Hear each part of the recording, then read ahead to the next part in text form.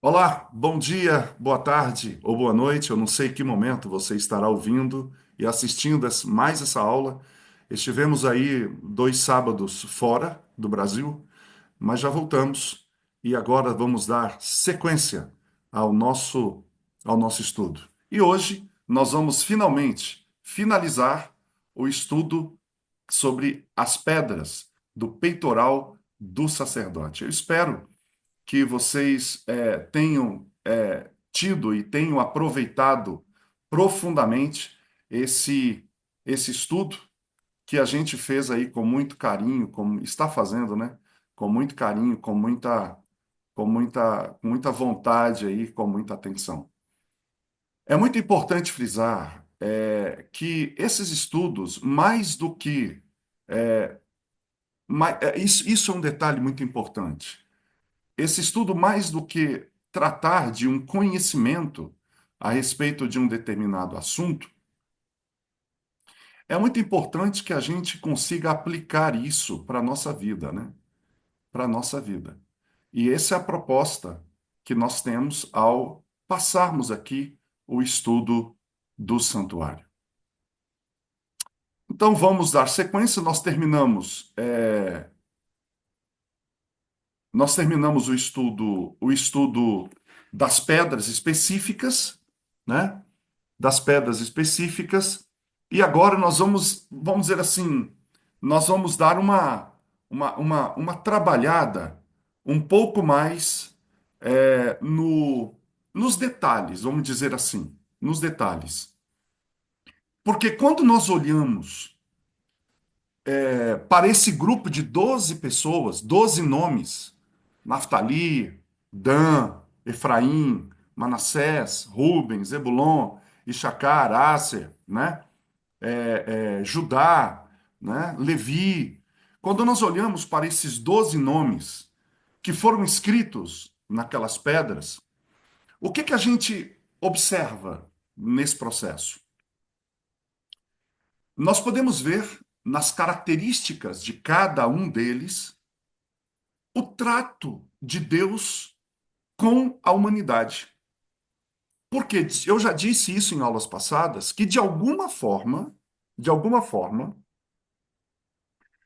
nós vamos encontrar em cada característica, em cada característica desses ou dessas personagens, traços que revelam todo o bojo, toda a extensão, vamos chamar assim, de toda a humanidade ao longo da história. Eu pergunto a você: você conheceu Levi? Ruben? Isacar? Judá? Claro que não. Essas pessoas foram e continuam sendo totalmente desconhecidas para cada um de nós. Mas Deus as conhecia e as conhece pessoalmente. Esse estudo a respeito desses personagens e os seus respectivos nomes em cada pedra nos remeteu a milênios e, com certeza, levou as nossas mentes para onde? Por causa das pedras sobre as quais os seus nomes estavam escritos e os seus correspondentes nas pedras que sustentam a Cidade Santa, ou seja, que são os fundamentos da Cidade Santa, de alguma forma, seja porque os seus nomes, ou seja, os nomes dos doze patriarcas, estão escritos nas portas peroladas da Cidade Santa, e os seus correspondentes, os seus análogos, estão escritos nas bases, as fundações da Cidade Santa, esse estudo, sim, nos leva a milênios passados, mas também nos leva para o futuro, para a Nova Jerusalém, onde há uma cidade de ouro, com árvore da vida e um rio, que é um rio de paz. É nesta cidade, não na atual Jerusalém, como muitos ainda, irmãos evangélicos cristãos pensam, mas eu creio que é nesta cidade, a Cidade Santa, a cidade, a Nova Jerusalém, que o plano de Deus para redimir a humanidade, veja, isso é lindo, o plano de Deus para redimir uma humanidade que estava caída, Então, o plano de Deus para redimir essa humanidade caída, e quando a gente fala em humanidade, a gente às vezes pensa apenas e somente nessa totalidade. Mas quando Deus pensa na humanidade, ele pensa em pessoa por pessoa. Esse plano para redimir pessoa por pessoa alcançará o seu cumprimento verdadeiro. E aí sim, esse verdadeiro Israel, finalmente, sabe aquelas profecias em que dizia Israel habitará seguro, Israel habitará sobre a proteção, sobre a sombra do Altíssimo. Essa promessa, ela vai finalmente se cumprir quando o Israel espiritual, o verdadeiro Israel, finalmente habitará na presença de Deus, sabe por quanto tempo? Por toda a eternidade. E de que forma? Firmemente estabelecido. Onde? No fundamento dos apóstolos, fixado ali nas rochas ou na rocha dos séculos, que é o nosso Senhor Jesus. No peitoral do sumo sacerdote havia muitas pedras. Havia, na verdade, não 12, haviam 14. Nós vamos falar disso hoje. Mas cada pedra tinha sua luz própria, e também o seu significado e uma mensagem totalmente especial. Havia muitas pedras, 14 no total, mas um só peitoral. Assim como existe ou existem muitos membros, mas uma só cabeça, que é Cristo. Na igreja, a igreja de Deus é composta por muitos membros, cada um com suas características peculiares, mas no fundo, nós somos apenas e somente uma família. Isso está escrito em Evangelismo, na página 379 e 380. O que é que essas pedras mostram? Essas pedras mostram que Deus ama o diferente.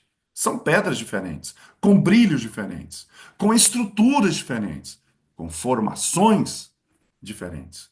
Então Deus mostra aqui que ele ama o diferente. É por isso que o racismo, por exemplo, é algo tão perverso. Porque se Deus criou na sua matriz original, que era Adão e Eva, em Adão e Eva estavam todas as cores. E elas foram se diluindo e se formando e se apresentando ao longo do tempo. Então, foram formando o branco, o amarelo, o preto, o moreno, a mistura disso tudo. Deus ama a mistura das cores. Deus ama as diferentes línguas, diferentes sotaques, mas todos falam. Não importa se você fala inglês, francês, alemão, ou se fala português, português de Portugal, português do Brasil, não importa. O importante é que quando essas línguas falarem, elas falem da emocionante mensagem da aceitação do Evangelho de Deus. Não importa se a língua é alemã, aquela língua aparentemente para nós tão complicada, ou mandarim, ou japonês, que é complicado para nós, ou talvez um dialeto indígena, ou um dialeto africano, ou um dialeto de qualquer país, não importa. O importante seria que cada língua pudesse professar que Cristo é o Senhor, que Cristo é o nosso Deus. Então, as pedras com os seus nomes, que carregam consigo as múltiplas personalidades, individualidades, variáveis e independência de pensamento, tudo isso é valorizado por Deus. Sim, eu disse a palavra multiplicidade, mas tem uma coisa que deve permanecer única. Podemos ter várias línguas, vários modos de pensar, nós podemos ter várias culturas, vários sotaques, mas uma coisa precisa permanecer: a unidade de propósito. A unidade de propósito. E essa unidade de propósito, tem gente que está com o microfone aberto.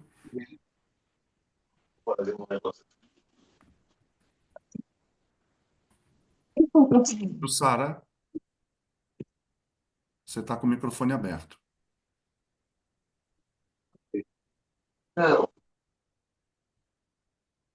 Eu vou emudecer a todos aqui. Só um minutinho.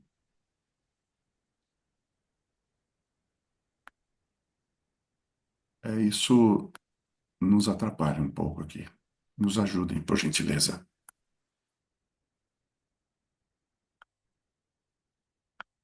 Então, voltando aqui no nosso estudo. Eu disse que a multiplicidade é importante, mas tem uma coisa que deve permanecer único, que é a unidade de propósito. Essa unidade de propósito, ela é verificada onde? Nas pedras? Não. Nos nomes? Não. A unidade de propósito é vista no coração do sumo sacerdote, sobre o qual essa essa peça com 14 pedras está colocada. Bem, vamos avançar agora e buscar decifrar as histórias intrigantes que essas pedras preciosas contam. Como sabemos, cada pedra, ela tem uma luz e um brilho muito peculiar. Elas, como eu disse, diferem uma das outras em cor, em intensidade, mas com o único propósito de transmitir luz a outros e assim fortalecer a própria fé e aumentar o seu conhecimento. Ao transmitir em luz, que receberam de quem? De Deus, de onde? Da Shekinah. Observem, as pedras, elas tinham um brilho próprio, mas elas recebiam luz, elas tinham matizes que quando elas recebiam a luz que vinham, seja da Shekinah, ou seja, do candelabro, essas pedras representam que é essa luz que confirma a nossa fé. Portanto, uma igreja que trabalha, ou seja, que emite luz, que replica a luz que recebe, essa é uma igreja viva. Nós somos edificados como pedras vivas e cada pedra, você é uma pedra, eu sou uma pedra, e cada pedra não está no peitoral do sacerdote apenas para fazer bonito ou para dizer, olha que peça cara, que peça valiosa, mas elas estão ali com um único objetivo: transmitir, repetir, replicar essa luz. E cada cristão é comparado a uma pedra preciosa que capta a glória de Deus e reflete essa glória de Deus. Isso está em Testemunhos, volume 6, página 435. Cada uma dessas pedras preciosas tinha o seu significado especial e trazia a sua importante mensagem de Deus. Isso está em Evangelismo, página 379. Juntas, todas elas, elas representam Cristo, nossa rocha eterna, nossa única fundação. A cor de cada uma dessas pedras era única e elas ajudavam a proclamar essas mensagens especiais de Deus. Por exemplo, vamos pensar em que mensagens elas são capazes de proclamar. O azul da safira, por exemplo, o azul da ágata, testemunhava do quê? Das tábuas da lei. Isso está em Números 15, 37 a 41. Enquanto o ouro do topázio, o brilhava com sua fé, porque o ouro representa a fé que opera pelo amor e purifica a alma. Isso está em Evangelismo, página 169, 167, perdão, e Testemunhos, volume 3, página 254. O azul e o ouro misturados ao verde falavam da esmeralda, por exemplo, falavam da verdejante esperança. Primeiros escritos, página 81. Brilhando através da esmeralda, perídoto e jaspe, enquanto o rubi, carmesim, carmesim aqui é o vermelho, e a coralina, daí vem, lembra que eu falei que coralina lembra a cor da carne, ambos mostram essa cor vermelha, mostram os pecados pelos quais somente a morte sangrenta de Cristo pode fazer expiação. E quando sua carne, carmesim, se casou com o azul da safira, da sua obediência celestial, que representa a lei, os homens puderam ver, através, porque a mistura dos dois produz a cor ametista pura, que é o seu manto real, porque a púrpura, ela representa a realeza, Ou seja, a púrpura, ela mostra o rei que é sacerdote também. O ônix, o zircão, brilharam com a pureza da neve, enquanto o sardônico e o branco e o escarlate permaneciam separados, lado a lado, mas formavam uma única pedra. Ou seja, você tem o escarlate, que representa o pecado, mas por outro lado, você tem o branco do ônix, do zircão, que representa a justiça de Cristo. Percebem? Quando nós estudamos as cores do santuário, que estavam revelados em cada cortina, em cada peça, você percebe que isso se repete onde? No peitoral do sacerdote. Rochas pigmentadas, com todos os matizes, com o único objetivo: irradiar a luz daquele que é a luz do mundo. Eu quero convidar você agora a imaginar uma cena. Imagine agora o sumo sacerdote entrando no Santíssimo e sob a luz da Shekinah, fluindo através das pedras, quantos prismas de luzes não saíam do peito do sumo sacerdote? Sabe o que isso me remete? Isso me remete que Deus usa de todo tipo de luz que for necessário para alcançar o pecador. Eu fiquei pensando muito nisso quando eu estive agora recente no mundo árabe.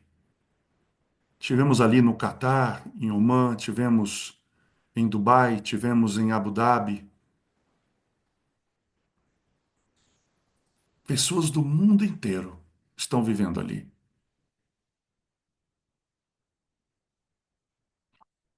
E Deus está usando formas incríveis de alcançar aquelas pessoas, inclusive usando sonhos, usando visões. São os vários tipos de luzes que Deus está usando para alcançar essa gente. Sabe, quando você olha para dentro do santuário, essas pedras iluminadas silenciosamente exibiam o esplendor da luz, e é isso que nós temos que entender. Nós precisamos exibir o esplendor da luz do ministério do sumo sacerdote celestial enquanto ele realiza sua obra de julgamento. O mundo precisa saber que o Senhor Jesus está passando agora por um julgamento. Ele está presidindo um julgamento. O mundo precisa saber. O mundo precisa conhecer o ministério do sumo sacerdote celestial.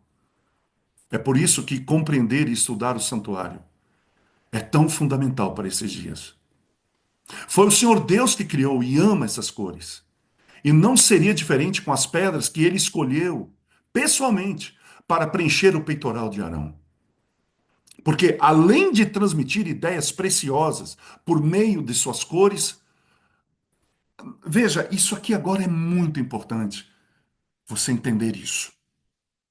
Deus não queria apenas transmitir ideias preciosas por meio das cores, mas ele queria também transmitir ideias preciosas através da substância com a qual essas joias foram formadas.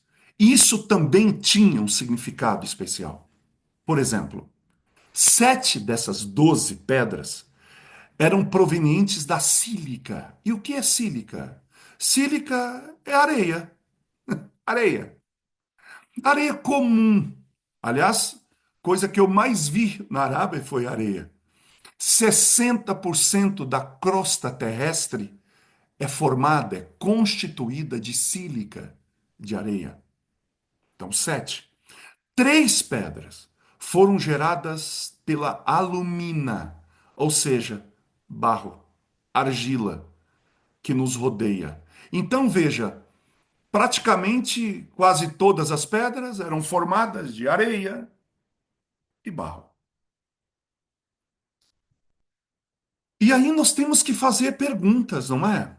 Eu acho importante fazer algumas perguntinhas básicas agora, porque pergunta que move o mundo.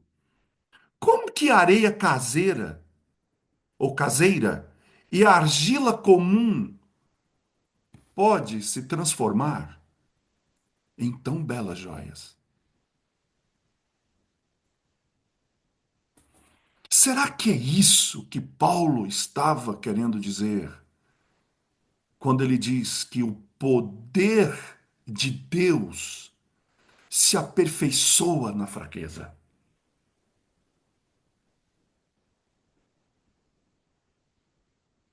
É a graça e a misericórdia de Deus que pega areia e barro e faz disso não apenas um jarro ou um vaso, mas faz disso joias preciosas. E a pergunta que a sílica deve fazer é: como que eu posso me transformar numa ágata? Não pode. A pergunta que o barro deve fazer é: como é que eu posso me transformar num topázio, numa esmeralda, num zircão? Não pode. Você não pode. Impossível. Sílica é sílica. Barro é barro. Ninguém dá valor. Isso é importante. Você olha para o deserto, tem tanta areia, e você olha para aquilo e fala: o que que eu faço com isso? Nada. Talvez construir alguma coisa, nem sei se aquela areia serve para isso. Mas quando Deus olha para esse pedaço de barro que ninguém dá valor algum, e areia que não serve para nada, ele fala: eu vou transformar isso em uma joia preciosa. A palavra é transformar. A areia não brilha, barro não transmite luz, joias transmitem luz. E somente Deus, a graça e a misericórdia de Deus, pode transformar areia e barro em joias preciosas. Outra coisa importante, outra pergunta importante. Quanta areia existe no mundo? 60%. Mas nós temos a mesma quantidade de joias? Quanta argila existe no mundo? Mas nós temos a mesma quantidade de pedras preciosas? Por que que toda argila do mundo não é transformada em pedras preciosas? Por que que toda areia do mundo não é transformada em gemas preciosas? Por que que uma pequena quantidade dessas gemas é encontrada em milhões, bilhões, trilhões de toneladas de alumina e sílica? Sabe por quê? Porque, na verdade, a metamorfose da alumina e da sílica em gemas preciosas e que podem aí irradiar luz, entende? Só depois que barro e sílica se transformam em pedras preciosas é que elas podem irradiar luz. Mas um detalhe, no caso do santuário, elas só irradiavam luz não é só porque eram joias, mas eram joias que estavam no peitoral do sacerdote e dentro do santuário e de frente da Shekinah. Ou seja, não é possível que nem mesmo uma joia, nesse caso, fora da presença da luz da Shekinah, poderá transmitir luz. Ou seja, agora eu era uma sílica e agora sou joia. Mas se você for uma joia que não está na presença da luz da Shekinah, o seu brilho não será um brilho que vem do Criador do brilho. É por isso que você vê muitas joias brilhando por aí. Mas a luz que eles radiam não é a luz da presença da Shekinah. Portanto, essa metamorfose da alumina e da sílica em gemas preciosas e que radiam luz refratada e refletida é uma parábola da graça transformadora de Cristo.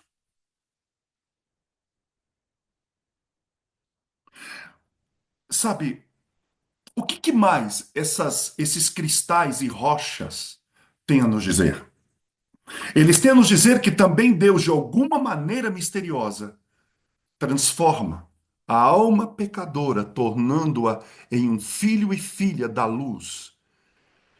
E também mostram que Deus pode adotar um bastardo, uma bastarda como eu, na família de Deus. Você já leu isso em Romanos 8, 14 a 24? Um dia, os seres tornados inferiores aos anjos se assentarão com o seu Salvador no trono eterno e exaltado de Deus, como irmãos e irmãs do Rei. Isso não é maravilhoso? Isso não é extraordinário? Saber isso,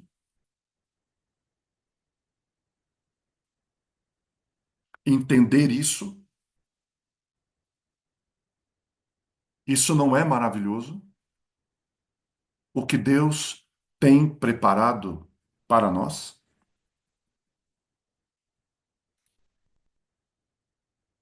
Isso é espetacular. Eu fico estupefato diante de tão grande salvação, de tão grande poder, que Deus ser capaz de transformar barro igual eu numa joia que brilhará para sempre e sempre diante do Senhor. Agora, vamos avançar no nosso estudo sobre as gemas do peitoral do sumo sacerdote e vamos considerar o que se sabe sobre a formação dessas pedras preciosas. Vamos lá, porque tudo isso é importante entender. Olha só que interessante, quantas vezes você leu sobre as pedras no peitoral do sacerdote? E nós estamos na quinta aula só sobre as pedras. Tá vendo como a gente precisa estudar profundamente a Bíblia? Vamos lá. Cada tipo de cristal, ele cresce em sua forma e na sua configuração de maneira única, de acordo, é claro, com as leis protegidas da sua própria natureza. Apesar de elas terem diferentes tamanhos, as características dessas pedras e sua capacidade de refletir e refratar a luz são idênticas. Olha que interessante. Em outras palavras, as pedras foram formadas de maneira diferente, de cores diferentes, mas a capacidade de refletir luz são parecidas. Um cristal, por exemplo, não cresce em qualquer lugar. Gente, isso aqui agora é extremamente relevante e importante que eu vou dizer agora. Um cristal não cresce em qualquer lugar. Ele só se formará e crescerá se ele estiver na presença de líquidos. Guardem isso, porque essa informação ela é importante. Um cristal não cresce em qualquer lugar. Ele só se formará e crescerá se estiver na presença de líquidos. Ele desenvolverá uma forma simétrica e tamanho apenas e somente quando o seu núcleo estiver solto e suspenso nessa solução geradora. Caso os cristais se agrupem durante a sua formação ou encontrem um corpo estranho nessa solução líquida, essa interferência vai inibir o seu crescimento e o seu resultado, e o resultado disso será uma formação de cristais irregulares, interrompidos e distorcidos. Vão guardando essas informações. Só esse processo já é uma excelente ilustração do progresso do discípulo. O crescimento do cristão, quando é que ele ocorre? Ele ocorre genuinamente, somente quando uma pessoa é suspensa na solução de grandes águas. Pessoas, povos e nações. Ou seja, não há crescimento para um cristão se ele se isolar do mundo. Porque um cristal só cresce no meio do ambiente liquoso, aquoso, líquido. E águas da profecia, é claro que não estamos tratando de profecias aqui, mas água na Bíblia, nesse contexto, significa povos, nações e línguas, está em Apocalipse 17:15. Portanto, tem cristãos que querem se isolar, morar lá não sei aonde, no meio do mato. Veja, eu não estou dizendo que nós não temos que nos afastar das grandes cidades. Já era para estar fazendo isso. Mas é ir e vir, ir e vir. Eu conheço pessoas que foram e lá ficaram, sumiram no meio do mato. Como é que um cristão que desaparece no meio do mato, que não se relaciona com mais ninguém, praticamente, vai crescer na fé? Não vai. A própria estrutura das pedras mostram isso. Agora, o desenvolvimento simétrico do cristão só ocorre quando ele está livre da pressão dos outros. Ou seja, não é por pressão. Se pressionar, ele não pode florescer na graça, de acordo com as leis e o propósito de Deus para ele. Exemplo: se você teve na sua vida um pai autoritário, uma mãe autoritária, sabia que isso interferiu na sua formação espiritual? Por quê? Sabe por quê? Porque a visão que uma criança, por exemplo, tem de Deus na sua infância é a visão que ela tem do pai e da mãe. Se você tem um líder na igreja autoritário, que quer impor a sua forma de ver e de pensar, você vai criar cristãos deformados. O Senhor Deus, ele nos apela para que a formação de uma igreja saudável é uma igreja livre, livre para pensar. Você é livre para decidir. Livre. Essa liberdade, ela é importante. É claro, é papel do pai ensinar, do líder na igreja ensinar, orientar, redarguir, diz a Bíblia. Paulo fala, use a Bíblia. E você vai lá e orienta, ensina, mas não com autoritarismo. Sabe? Se você tem um ídolo, seja ele qual for, isso são corpos estranhos, que vai inibir uma vida livre e uma vida robusta. Quanta gente desenvolveu traumas na sua infância. Quanta gente passou por tanta prova. Quanta gente foi abusada. É por isso que Deus, no seu julgamento, ele vai olhar tudo isso. Existe um texto no Salmo, que agora não me falha a memória quanto ao seu número, mas que diz que Deus, no seu julgamento, vai dizer: esse nasceu aqui, esse nasceu ali. Sabe o que significa isso? Que Deus vai olhar todas as circunstâncias que vão ver a sua formação. E ele vai ser justo na sua análise. Portanto, o segredo da perfeição de um cristal está diretamente ligada a quê? Está diretamente ligada ao espaço que ele teve para crescer. Então, o mesmo processo se dá no crescimento de quem? No crescimento do cristão. É o mesmo processo. O mesmo processo.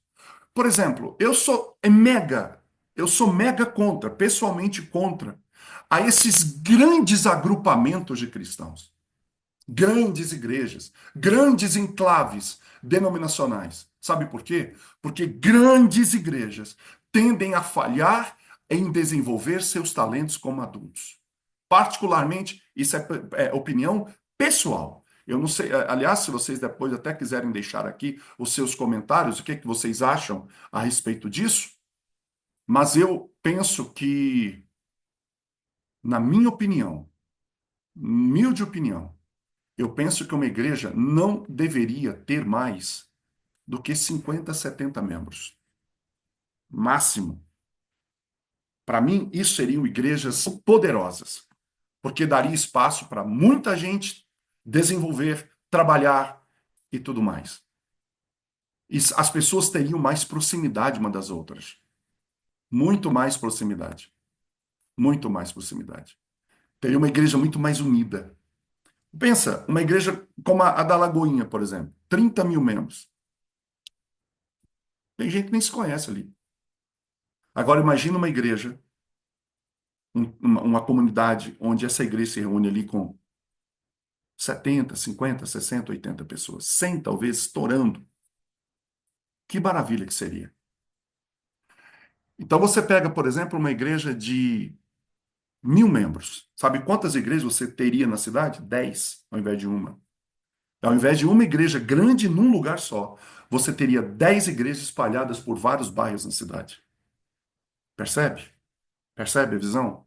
É por isso que essas mega igrejas, além de ter que investir muito dinheiro, em megas igrejas, isso faz com que pessoas, 85% delas, se sentem no templo apenas para assistir. São totalmente consumidores, não refletem luz. Portanto, essa questão de que Deus, então, eu penso que ele concorda com essa ideia, porque no tempo da primeira igreja, lá em Jerusalém, ele permitiu que a perseguição chegasse para que os crentes se espalhassem pelo mundo e aí sim levasse a luz do evangelho. E por isso que essa luz do evangelho chegou a todos nós. Também o que que a gente vai entender? Que cada variedade de cristal tem suas próprias propriedades físicas, dureza, brilho, gravidade específica.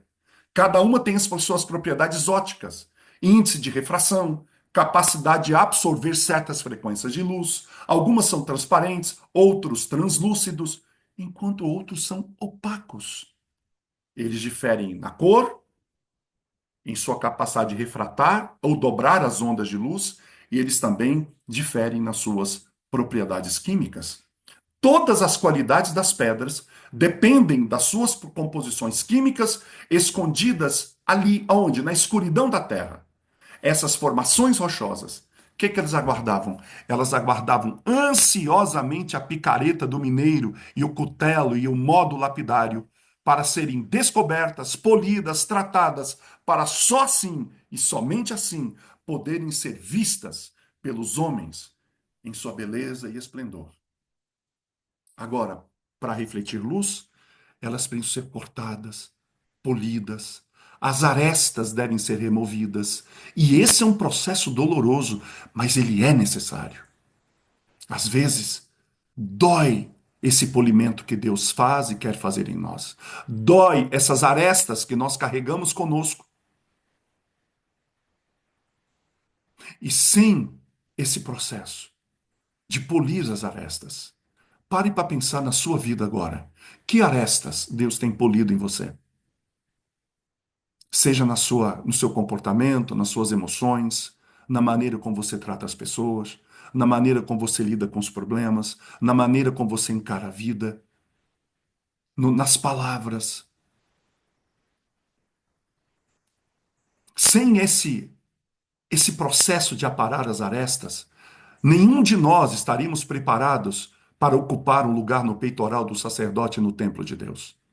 E a pergunta é: como esse processo é feito? Simples, por meio de provas, por meio de advertências, por meio de admoestações. Entende agora porque um cristão não pode viver isolado? Porque às vezes é um colega do lado, uma esposa, um filho, um amigo, que chega para você e fala: Cara, esse caminho não está certo.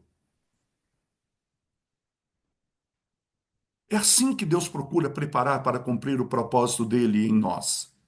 E aí, se cooperarmos com ele, nosso caráter é moldado, a semelhança de um palácio. E esse é o principal trabalho do Consolador: nos, trans, nos transformar, nos regenerar. É verdade. Às vezes é difícil para nós nos submetermos ao processo purificador e refinador. Mas se quisermos finalmente sermos salvos, é isso que devemos fazer.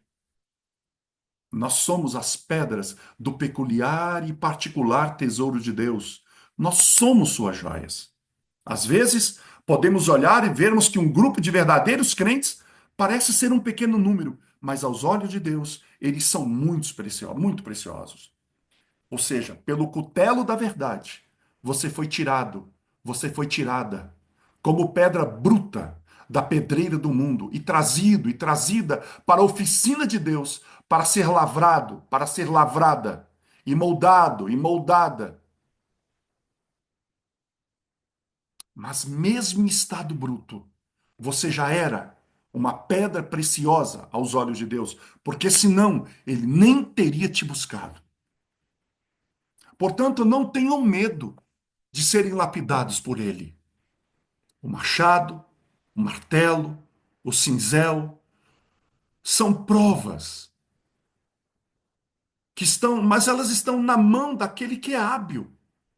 Essas ferramentas não são usadas para te destruir, mas para operar a perfeição da sua alma. Se você hoje está passando por uma prova, agradeça.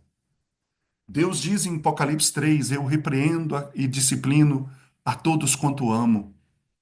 Eu estou polindo você, porque eu quero você comigo como parte do templo de Deus. Porque, como pedras preciosas, Deus quer te polir à semelhança de um palácio, porque Ele quer encontrar um lugar para você no templo celestial. Ellen White escreve isso em Testemunho, volume 6, página 363. Sabe, no tempo de Moisés foi designado Bezalel para polir as pedras, mas hoje um Bezalel maior pessoalmente corta, esmerilha, lustra as gemas, moldando-as de acordo com as necessidades dele. Mas nunca se esqueça, o trabalhador divino, o Bezalel divino, não gasta tempo com material sem valor. Somente joias preciosas. Ele vai polir a semelhança de um palácio, cortando as arestas. O processo é severo, é desafiador. Cristo corta a superfície excedente em você e te coloca na roda do polimento e te aperta para que toda a aspereza possa ser gasta. Depois disso, ele te segura contra a luz e é nesse momento que o mestre não vê mais você. Ele vê o reflexo dele em você. E aí ele pode te declarar digno, digna de um lugar em sua caixa de joias. E é esse processo duro e severo que dá valor à pedra, fazendo-a brilhar com um brilho vivo. E a pergunta que você faz é: tá bom, ele tem uma caixa de joias? Sim, ele tem uma caixa de joias. E onde é? E onde está essa caixa de joias? Eu quero fazer parte dela. A caixa de joias é a igreja. Os discípulos de Cristo são chamados de suas joias, seu tesouro peculiar.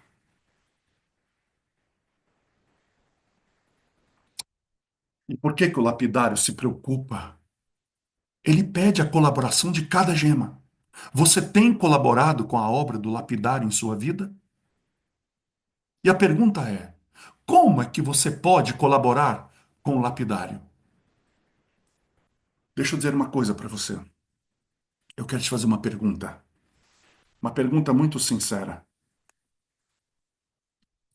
Uma pergunta muito sincera.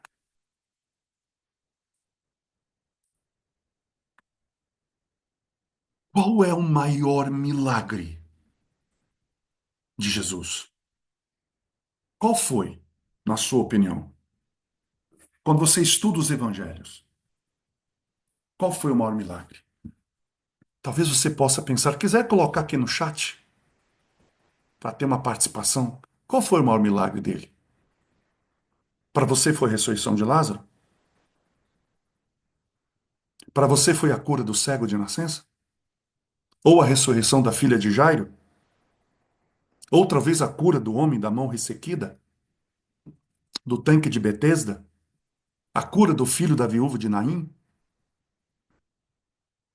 transformar água em vinho, suco de uva, transformar pães, multiplicar peixes, a cura do servo do centurião, a cura dos 10 leprosos.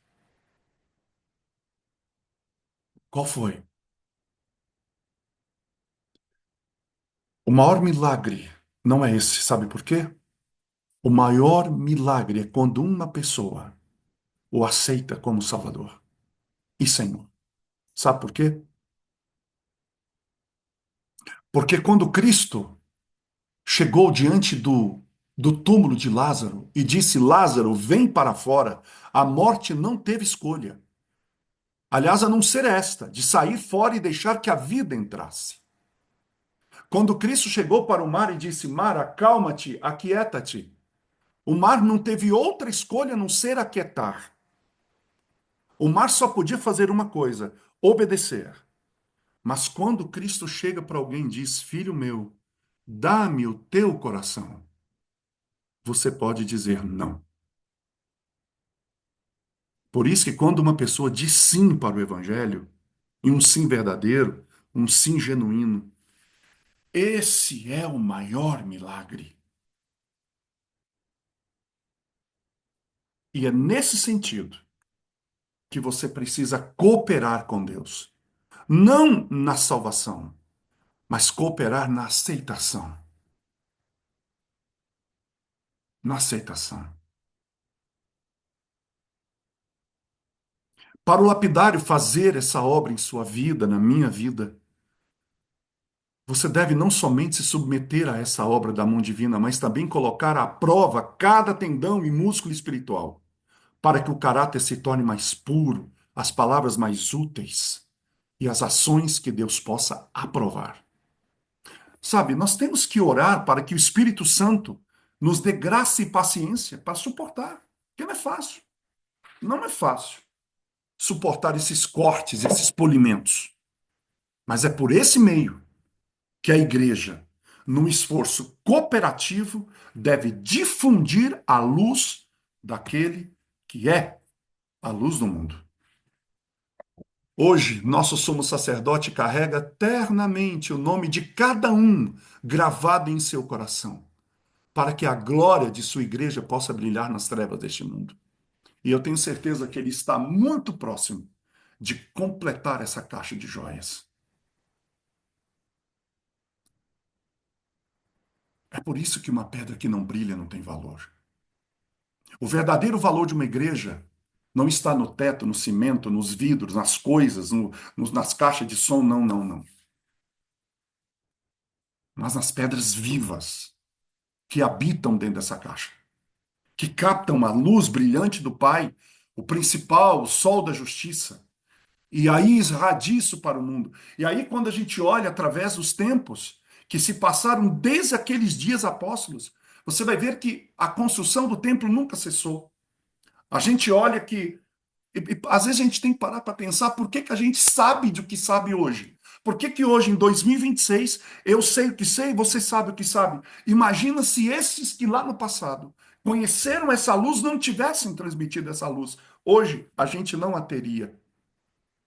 E digo mais, não brilharemos só aqui, mas por toda a eternidade. Essas joias continuarão brilhando.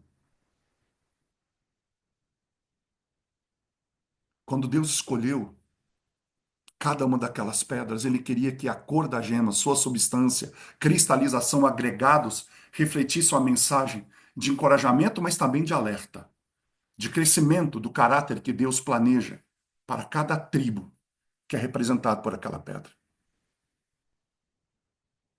Sabe outra lição que essas pedras nos ensinam? É que esses fundamentos preciosos do peitoral é que Deus sempre coloca seus filhos exatamente onde eles podem crescer melhor e brilhar para a sua glória, sua própria satisfação e a bênção das vidas que eles tocam. Sabe por quê? Para mim, estou falando pessoalmente agora, o simbolismo mais lindo nas pedras não eram as pedras, era o local onde elas foram colocadas. E onde as pedras foram colocadas? No peitoral. As pedras foram colocadas sobre o coração do sumo sacerdote. Portanto, cada pedra, simbolicamente, podia sentir a cadência, tum-tum, tum-tum, tum-tum, da batida do coração do sacerdote. Cada batida do coração de nosso mediador celestial é sentida sob cada fundamento da gema. O que mexe com o coração amoroso do sumo sacerdote imediatamente nos toca. E o que nos toca desperta. Olha que interessante. O que toca o coração do sumo sacerdote nos toca. E o que nos toca, toca o coração do sumo sacerdote. Portanto, quão intimamente esses dois estavam unidos em um.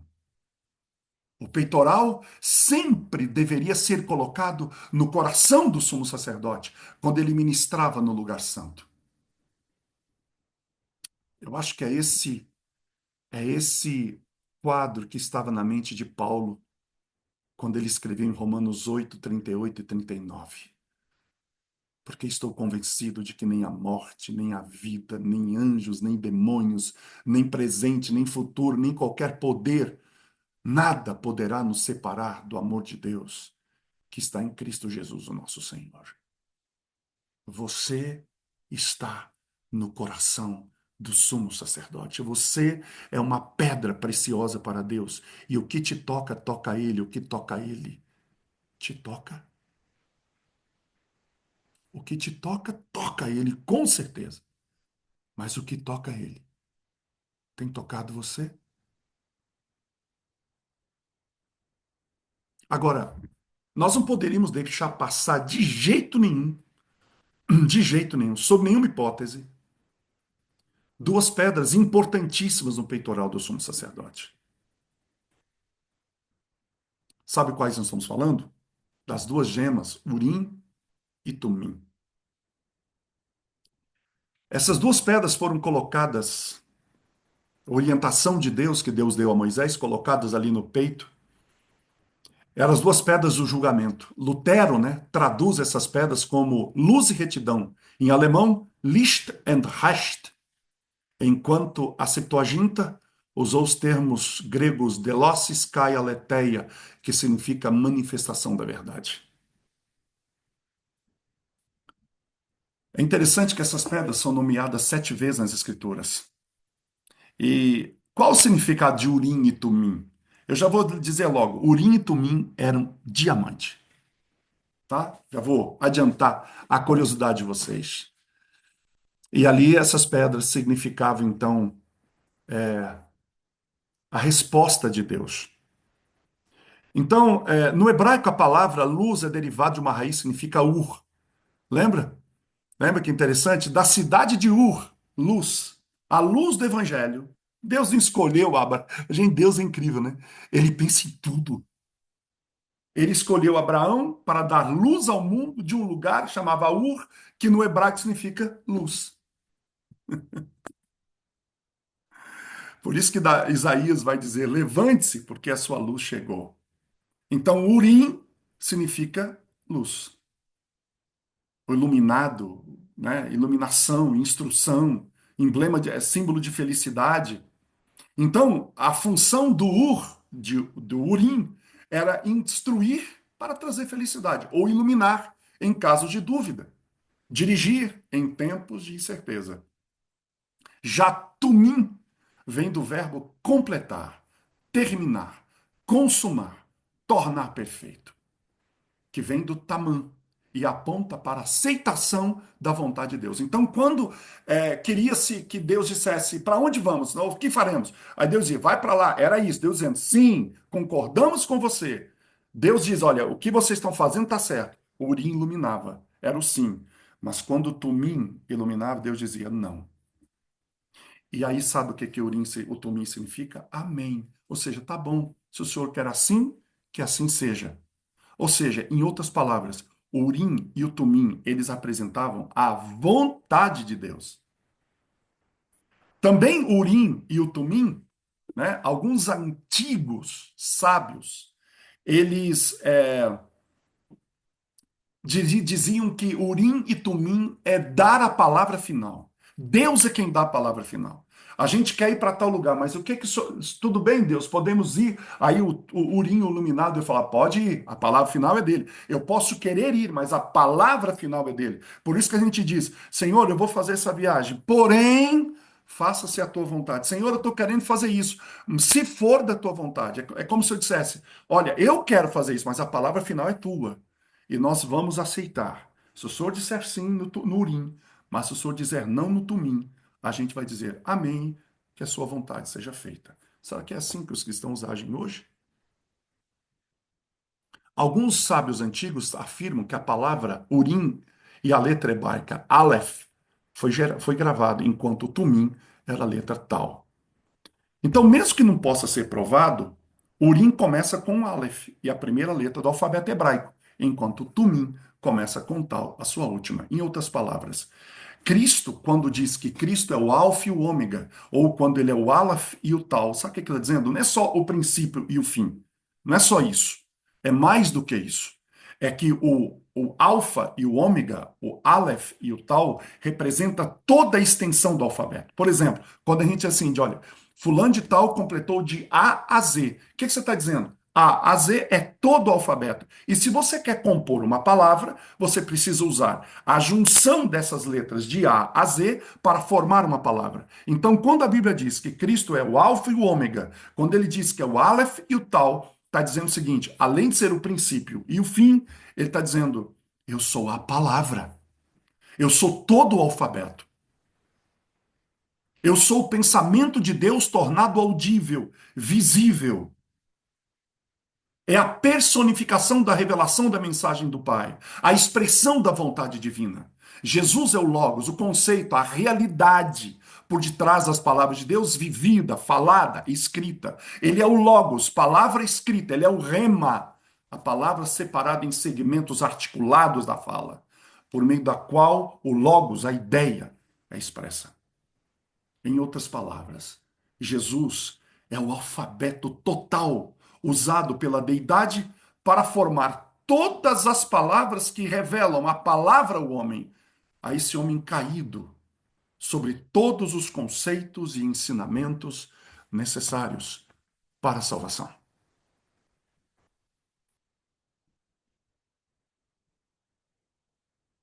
Eu gostaria de finalizar dizendo o seguinte para vocês.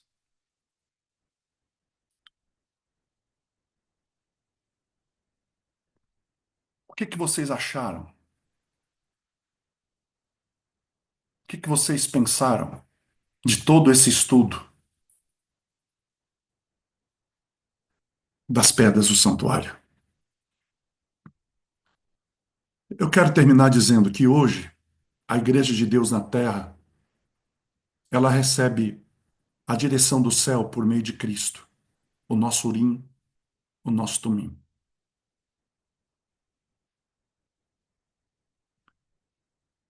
E nós precisamos entender que estamos chegando num tempo tão difícil pela frente, que esse tipo de estudo, e essa é a minha proposta, e eu espero, e essa é a minha ideia de estar aqui com vocês, eu acredito que as coisas vão se desenhar em eventos muito rápidos daqui para frente. Eu acho que eu nunca disse isso aqui para vocês. Mas se isso que está para acontecer, acontecer em nossos dias, eu creio nisso.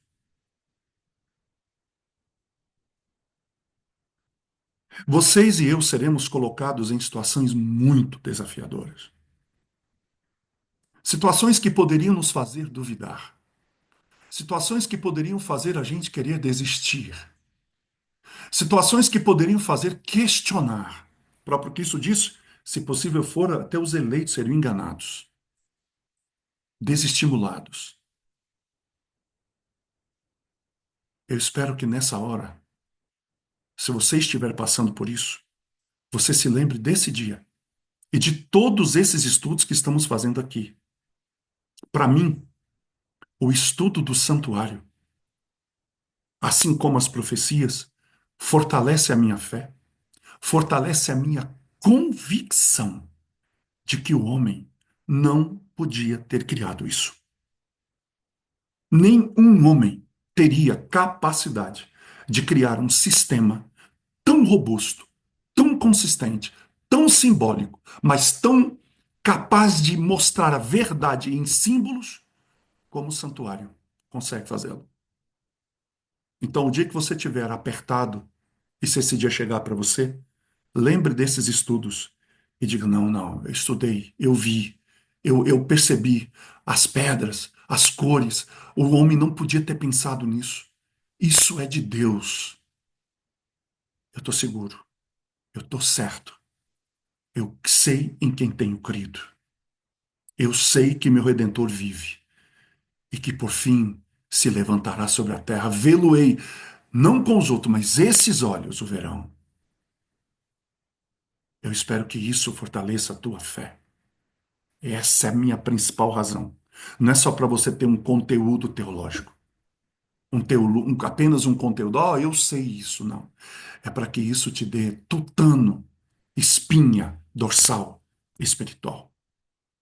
Que Deus te abençoe. Próximo estudo. Vamos falar sobre a unção do sacerdote. Deus te abençoe, te dê um dia rico de bênçãos. Vou abrir o celular daqui a pouco. Gostaria que você fizesse um comentário geral sobre o que você achou no final do estudo das pedras que a gente encerrou hoje. Vamos orar. Obrigado, Deus, em nome de Jesus, por ser o nosso urim, o nosso tumim. Obrigado, Senhor, por nos retirar lá do fundo do buraco, onde ali éramos sílica e barro. Éramos nada. Mas o Senhor viu em nós beleza. O Senhor viu em nós um brilho que nós nem mesmo sabíamos que tínhamos. Ó Senhor, continua nos polindo. Continua aparando as arestas que estão em nós. Ó Senhor, faça de nós tão brilhantes que quando o Senhor Jesus olhar para nós, ele veja ele e não nós. Que nós desapareçamos e que Cristo apareça de verdade, Senhor, em tudo o que fizermos e falarmos. Essa é a nossa oração. Esse é o nosso pedido. Em nome de Jesus. Amém. Até sábado que vem, se Deus quiser.